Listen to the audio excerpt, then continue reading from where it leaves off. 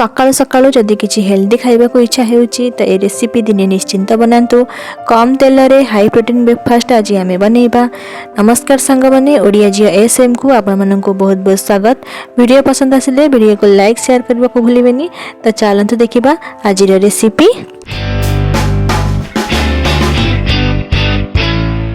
मुझे गोटे छोट साइज गाजर को एमती सरू सरू लंबा की काटी नहीं। एठी गोटे कैप्सिकम को भी काटी नहीं। एठी किछि बीन्स आ गोटे पियाज को भी काटी नहीं। एठी गोटे ब्रोकली को एमती मीडियम साइज रे काटी नहीं। आ एठी 200 ग्राम पनीर को एमती छोट छोट के काटी नहीं। तापरे गोटे कड़ाई को मीडियम फ्लेम रे रखी से 2 बड़ चामच रिफाइन तेल नेबा। रिफाइन तेल बदल रे आपण माने एठी ऑलिव ऑयल भी नहीं पारिबे।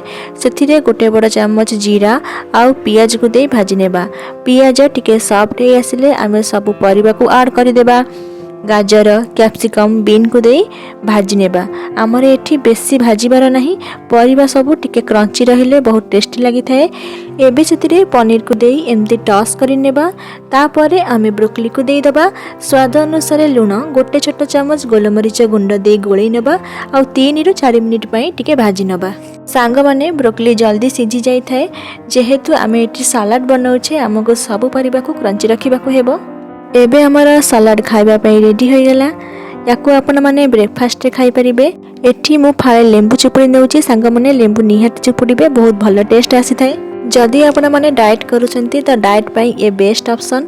जदि आपण माने चाहुचंती किछि हेल्दी आ डाइट पई किछि रेसिपी आने तो कमेंट रे निश्चित जणाइबे। तो पुणी आसीबे आ गोटे रेसिपी नै। रहूची, धन्यवाद।